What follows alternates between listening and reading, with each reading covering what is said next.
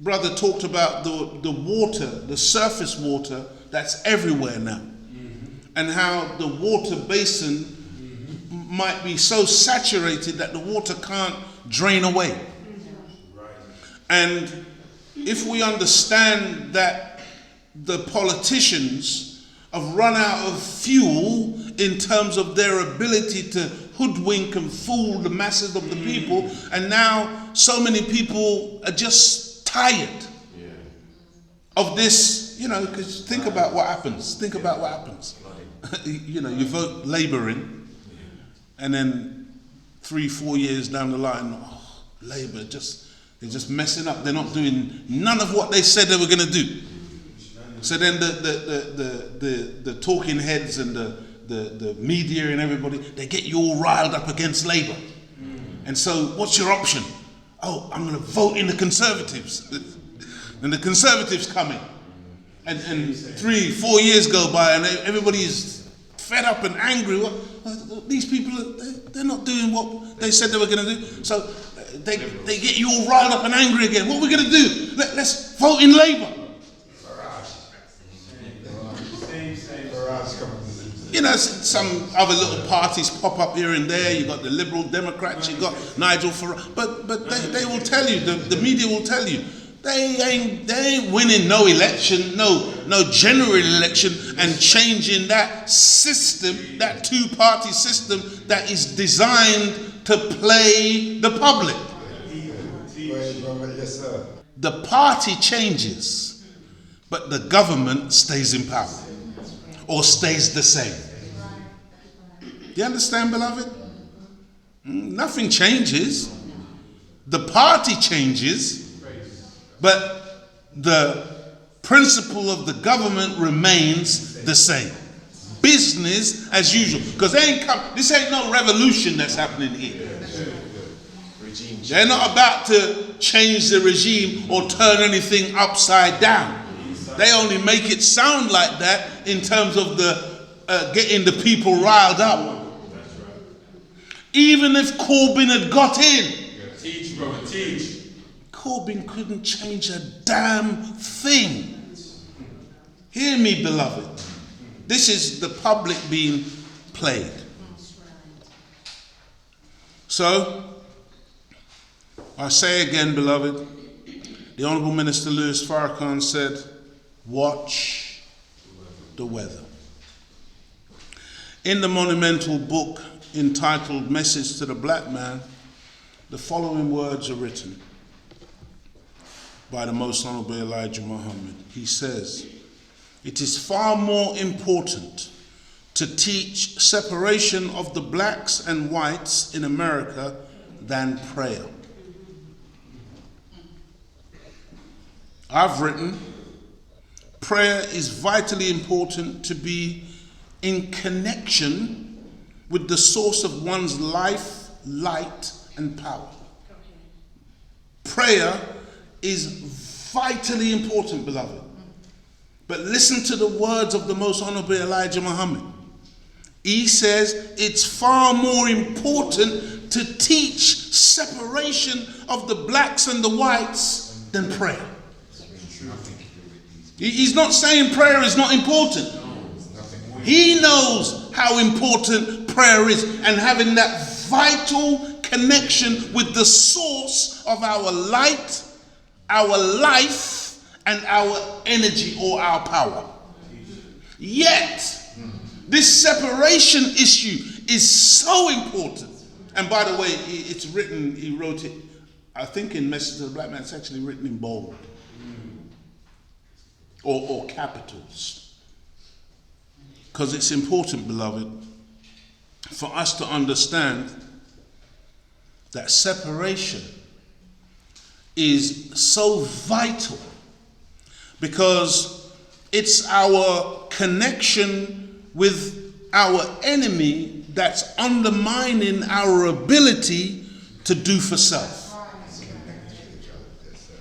A minute ago when Brother Alvin was up here, he talked about, he kind of touched on that connection a little bit, and I want to go a bit further. when he talked about the brother who was talking about possibly moving or immigrating back to Africa. But then the brother was kind of making some type of comparison between what he would find there, or what he found there, and what he's used to here. Teach, brother, teach. See, this is a big, horrible mistake. That's the same as some of us who make the mistake of trying to make comparisons between ourselves and other people. Do you know when you make like you're going through something right now. You say you're suffering in some way. And, the other brother is telling you about his suffering. And you're thinking, brother, come on, man. What you're going through compared to what I'm going through is nothing, brother. Stop it. You don't know what the other person is going through. Do you know that some of us go through stuff every day and you will never know about it? Just because somebody's crying all the time, it don't mean that their pain is worse than the person who's laughing all the time. See these tracks? What do they call it? Tears of a clown? Just because there's a smile on my face, it don't mean. Deep inside. It's a real error in judgment to compare yourself to somebody else. There is no comparison. See, this is what the Arabs don't understand when they say, Astaghfirullah, there's no comparison with Allah. You can't compare Allah. We agree. But guess what? You can't compare no man. There is no two men who are alike. Even so-called identical twins. There's no such thing as an identical twin.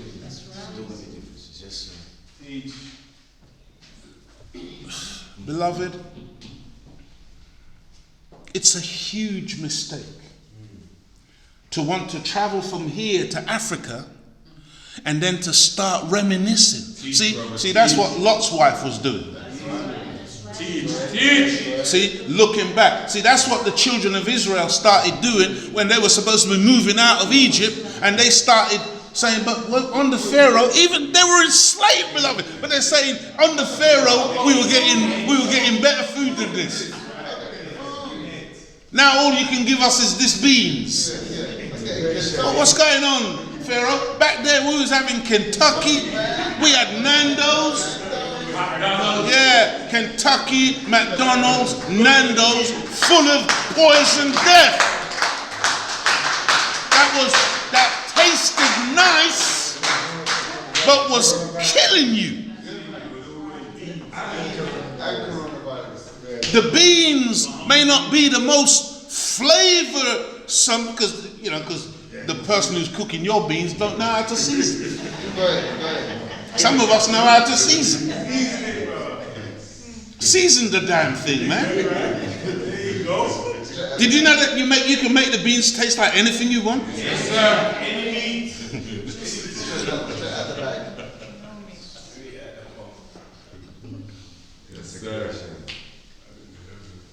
Come on, mommy.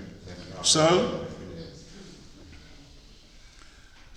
some of us get a little bit confused because the Most Honorable Elijah Muhammad says, it is far more important to teach separation of the blacks and whites in America. Some of us get stuck there. Than prayer. The teachings, beloved family, were to begin in North America. And the Honorable Minister Louis Farrakhan addressed this directly to us. Teach, brother, teach. And he told us that he was trying to hold it back from us. Why? In order to establish it thoroughly in America before it came out and into the Caribbean and into these parts where we are coming out of the Caribbean, because his words, what it would take us 6 years to do with the teachings in America, it will take you all 6 months. And he didn't want us running ahead with the word. But make no mistake about it, beloved, these teachings are for black people, whether we're found in America, in the Caribbean, in Africa, in the Isles of the Pacific.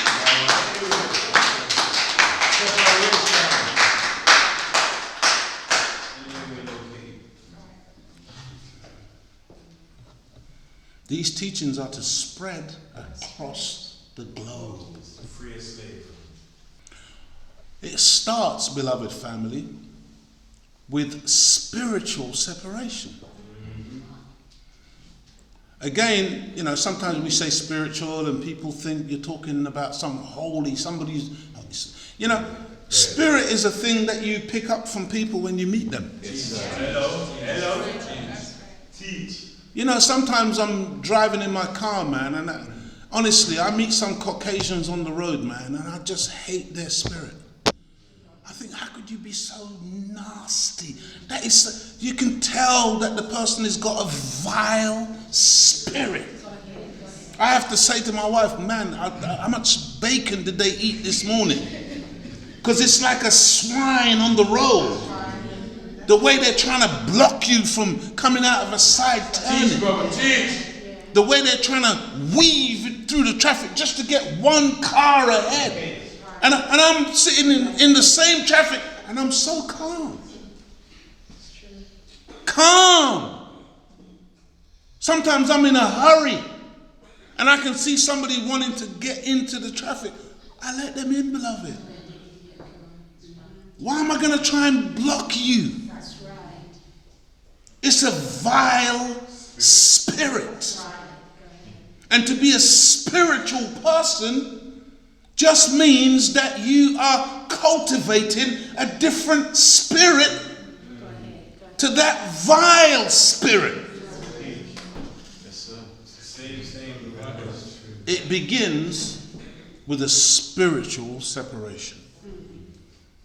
We have to spiritually, mentally, emotionally remove ourselves from that mindset of another people who are not us.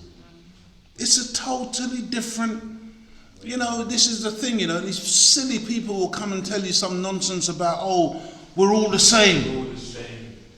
I bleed red blood, white man bleeds red blood. Yeah, and a rat bleeds red blood. Are you a rat? It's stupid. Some stupid arguments. We're all the same.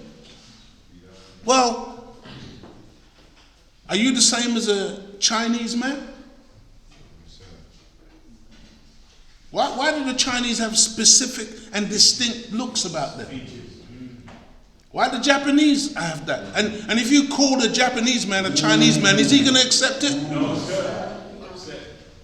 If you call a Korean, because people's identities are critically important to them, beloved. Allah says in the Holy Quran, I made you into tribes and families that you might know one another. In other words, he's given us a task here to get to know that which is different to yourself. But now you live in a world where they're trying to tell you there's no difference. They go further. Now there's to be no difference between male and female. This is sickness, beloved. And some of us start lapping it up and thinking that we're so sophisticated.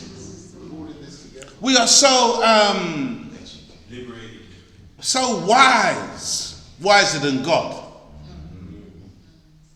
that somebody who makes distinction and difference is somehow archaic, old-fashioned, out of touch, and not with the politically correct time. No, beloved. We have to separate from that which is not us. Because as long as we are immersed, there's another word, subsumed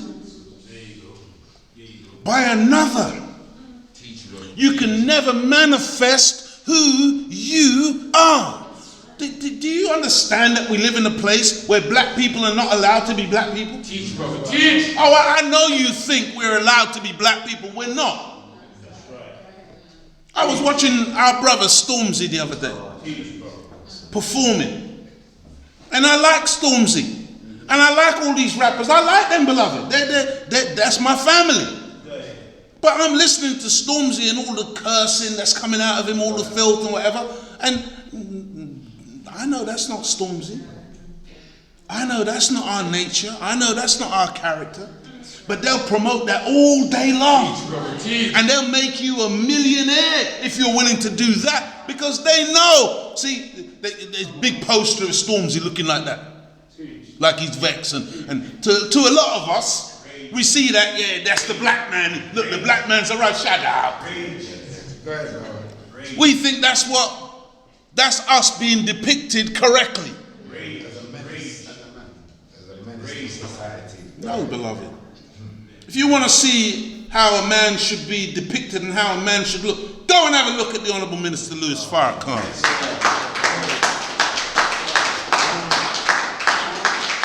Some of us scared to death to smile. My wife is trying to teach me how to smile because I'm just generally not a smiley kind of brother. But we have to learn how to smile. We have to learn how to be pleasant. And especially to our own. Because a lot of us will start grinning and skinning as soon as we see somebody white.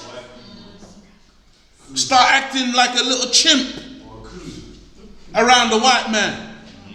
But as soon as we see one of our own, we're vexed. We're going to be looking at that brother hard. Going to be looking at that sister rough. But if it's Sarah or Johnny, You're tripping over yourself.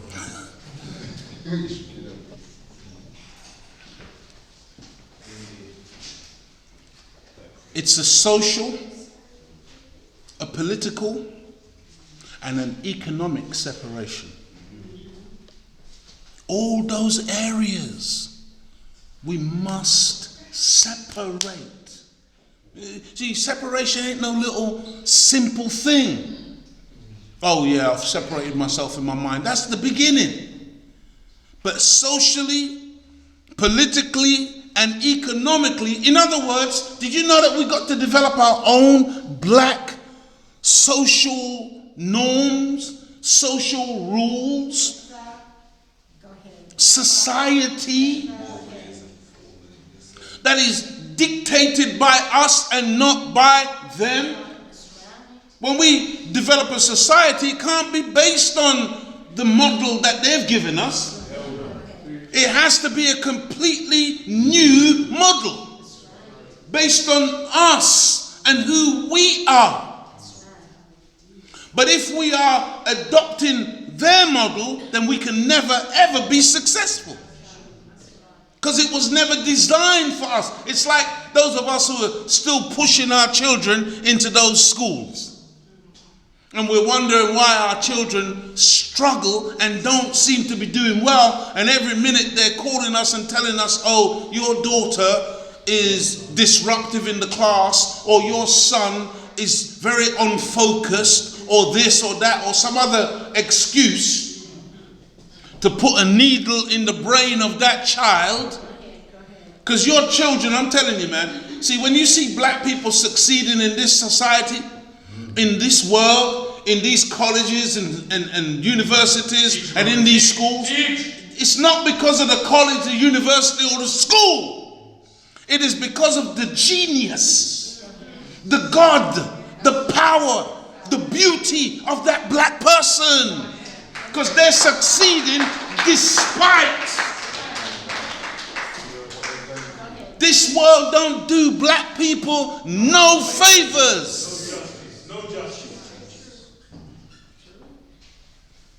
Brother Alvin read that article about the coronavirus and the black man surviving it, and then they're saying it's because of his melanated skin. See, you got to understand, beloved. Teach. You got to understand, we're the worst ones when it comes to underestimating who black people are.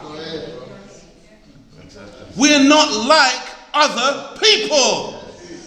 No people on this planet could have survived what you and I have survived. Nobody. We're not a weak people. We are gods. And the enemy knows this. And that's why when he comes for one of us, he brings 4 vans, 6 cars, helicopter for one. That's why he pulls his gun out and shoots us when we're holding an afro cone. And he will lie and say, I thought you had a gun and I was in fear for my life.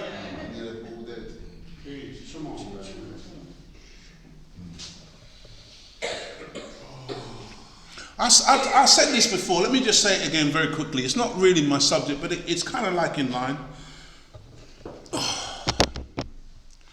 I made this analogy, and please bear with me, family, because I know it might sound outrageous, but I'm really just trying to paint a picture here for you.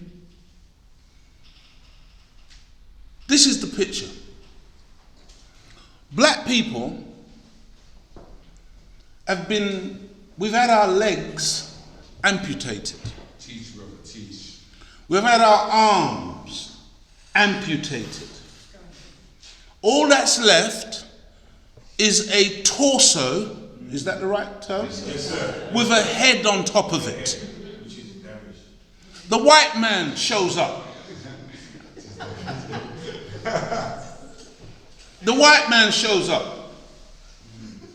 He's driving the latest McLaren,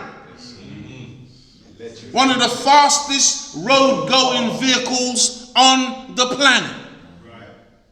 The white man says to the black man, who only has a torso and a head, let's race. The black man says, all right then. They both get on a starting line. There's a countdown. 3, 2, 1, go. The white man floors it and he's gone. The black man starts Trying to do something. Guess what the white man is doing at 180 miles an hour going down the road? Looking back. Looking in his mirror, scared to death. That's how he is. That's the kind of advantage he needs and must maintain in order to stay ahead of black people. Understand what I'm saying to you? This little group right here, he's terrified of this. With nuclear weapons. We don't understand why we need 1,000 fearless. Because if we had 1,000 fearless, it's over. It's over. It's over. If they had 10,000 fearless in America, it's over. Bearing in mind what Master Farad Muhammad told the president, you can kill 300. One more life over 300 and you're dead. This is how our God talks. We don't deal with no spook God. Our God is a man. And he travels in the most sophisticated weapon in the universe. And the enemy knows it. He knows about the wheel. We're the only ones who are in doubt. And tiptoeing when we should be stomping and walking like the gods we are to build something that will be the replacement of this. Because this is finished. It's done. But guess what? It will remain in place. as long as you and I continue to slumber on the sofa.